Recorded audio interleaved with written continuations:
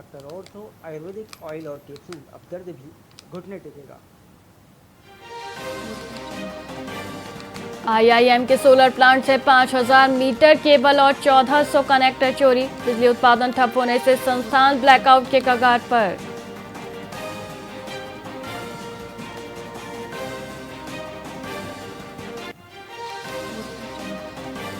उदयपुर में जमीन और मकान खरीदना हुआ महंगा। डीएलसी दरों से 49% तक की भारी बढ़ोतरी। हेराफेरी इलाकों में दिखा सबसे ज्यादा असर।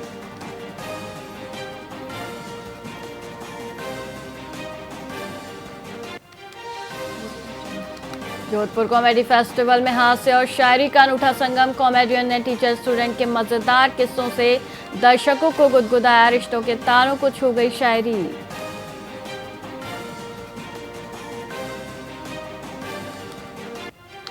राजस्थान में पंजीकृत वाहनों का आंकड़ा हुआ 2,35,00,000 के पार। हर दूसरा ई रिक्शा और तीसरी कार सिर्फ जयपुर जिले में। राज्य में 11 लोगों पर एक कार और 3 पर एक दोपहिया वाहन।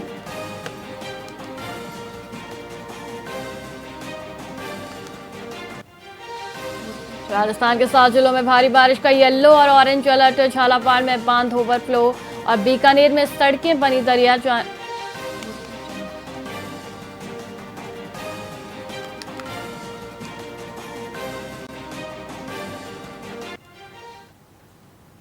नमस्कार, आप देख रहे हैं वीआईपी न्यूज और मैं हूं आपके साथ वैशाली श्रीवास्तव। आइए रुक करते हैं खबरों की ओर।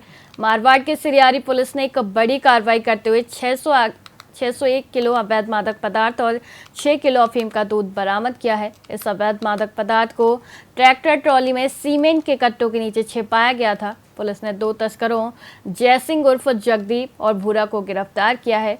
यह तस्कर चित्तौड़गढ़ और मध्य प्रदेश के नीमच के रहने वाले हैं।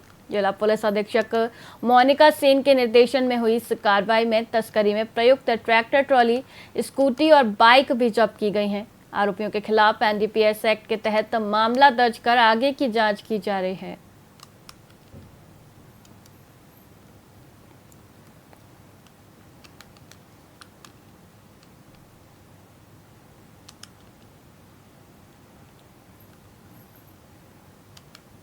राजस्थान के पाली जिले के रानावास गांव में क्रिकेट प्रतियोगिता के लिए बनाई गई खेल पिच को राजनीतिक द्वेष के चलते तोड़ दिया गया। ग्रामीणों ने ग्राम पंचायत की सहमति से गोचर भूमि में स्थायी खेल मैदान का निर्माण कराया था, लेकिन कुछ लोगों की शिकायत पर प्रशासन ने कार्रवाई की।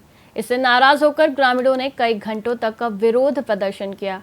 उनका कहना है कि गांव में खेल मैदान की कमी के कारण यह प्रतियोगिता आयोजित की जा रही थी। उन्होंने इस मामले की निष्पक्ष जांच की मांग की है। यह घटना बच्चों के खेल के प्रति दुर्भावना को दर्शाती है।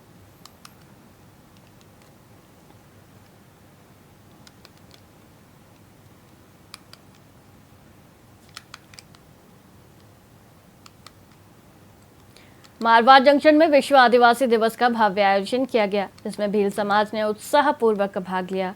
इस अवसर पर पर्यावरण संरक्षण के लिए पौधारोपण कर एकजुटता का संदेश दिया गया। साथ ही समाज के अमर वीरों और वीरांगनाओं को श्रद्धांजलि अर्पित की गई।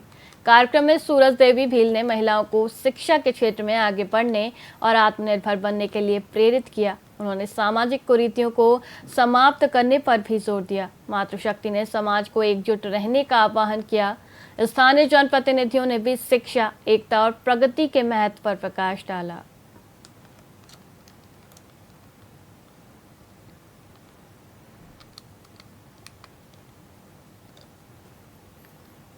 मारवाड़ जंक्शन के बाता गांव का राजकीय स्वास्थ्य केंद्र अत्यंत जर्जर हालत में है। भवन की दीवारें कमजोर हो चुकी हैं, जिनमें दरारें आ गई हैं और प्लास्टर लगातार गिर रहा है। ग्रामीण लगातार नए अस्पताल की मांग कर रहे हैं, लेकिन प्रशासन और स्थानीय विधायक की अनदेखी के कारण स्थिति गंभीर बनी हुई है। अस्पताल कभी भी गिरकर बड़े हादसे का कारण बन सकता है, जिससे यहाँ हमेशा मौत का खतरा मंडराता रहता है। इस भयभीत माहौल में मरीजों के साथ साथ चिकित्सा स्टाफ भी खौफ में जी रहा है। यह जीर्ण शीर्ण अस्पताल भविष्य में एक बड़े हादसे को निमंत्रण दे रहा है। मैं तुलसाराम दुर्गा जी सोलंकी गांव बाता के निवासी हूँ और मेरे गांव का जो हॉस्पिटल है उसकी पूरी व्यवस्था दुर्व्यवस्था हो चुकी है। चूना गिर रहा है, ऊपर की दरारें आ चुकी है और इसमें बहुत सारे पेशेंट आते और कभी भी कुछ भी हादसा हो सकता है, बरसात में हो या दूसरी कोई भी टाइम हो, मगर यहाँ की गवर्नमेंट जो है राजस्थान सरकार यहाँ ध्यान नहीं दे रही है।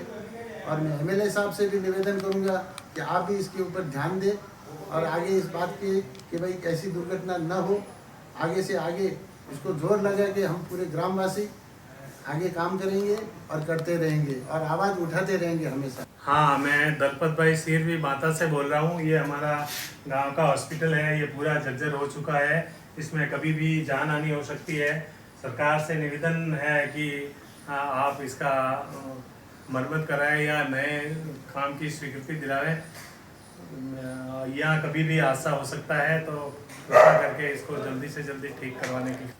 मैं घनश्याम मालवीय, गाँव बाता रघुनाथगढ़, मैं वार्ड पंच पद पे हूँ। और हमारे यहाँ पर ये हॉस्पिटल की जो कंडीशन है पूरी जर्जर अवस्था में हो गई है। दीवारों में बहुत बड़ी बड़ी दरारें आ गई है, कभी भी गिरने का चांस रहता है। और जितने भी क्वार्टर बने हुए हैं, स्टाफ के रहने के लायक एक भी क्वार्टर नहीं है और स्टाफ रहने से भी डरता है क्वार्टर में। तो यहाँ पे स्टाफ भी टिकता, इसके हिसाब से नहीं टिकता है स्टाफ, सब आते और ट्रांसफ़र करवा देते। मैं तुलसाराम रुगा जी सोलंकी, गांव बाता के निवासी हूँ और मेरे गांव का जो हॉस्पिटल है उसकी पूरी व्यवस्था दुर्व्यवस्था। खाजूवाला के वार्ड 12 और 13 में हर घर तिरंगा अभियान 2026 का आयोजन प्रधानमंत्री नरेंद्र मोदी के आह्वान पर प्रदेश सदस्य जगविंदर सिंह सिद्धू के नेतृत्व में किया गया। इस दौरान वार्ड वासियों ने पूरे जोश और देशभक्ति के साथ भाग लिया। हाथों में तिरंगा लेकर भारत माता की जय और वंदे मातरम के नारे लगाए। अभियान के तहत राष्ट्रीय ध्वज तिरंगों का वितरण किया गया, जिन्हें लोगों से सम्मानपूर्वक घरों पर फहराने का आग्रह किया गया। जगविंदर सिंह सिद्धू ने तिरंगे को आन बान और शान बताते हुए इसे एकता, अखंडता और शहीदों के बलिदान का प्रतीक बताया। नगर पालिका सोशल मीडिया संयोजक शीशपाल राजपुरोहित ने 2026 को वंदे मातरम के 150 वर्ष भी बताया, जिससे आयोजन और भी महत्वपूर्ण हो गया। आज 9 अगस्त को हर घर तिरंगा अभियान 2026 की शुरुआत है और जैसा कि माननीय प्रधानमंत्री जी ने आह्वान किया है कि प्रत्येक घर के जो ऊपर तिरंगा लहराना है, तो उसी क्रम में आज खाजूवाला के अंदर वार्ड नंबर 13 के अंदर वार्ड वासियों ने हम पूरे वार्ड के अंदर हर परिवार के लोगों के साथ जाकर और तिरंगा है जो फहराएंगे। ये तिरंगा हमारे मान सम्मान का प्रतीक है और हमें आज इस कार्यक्रम की वार्ड नंबर 13 खाजूवाला से शुरुआत की गई। फिलहाल खबरों में इतना ही। मुझे दीजिए इजाजत। देखते रहिए VIP न्यूज़। नमस्कार।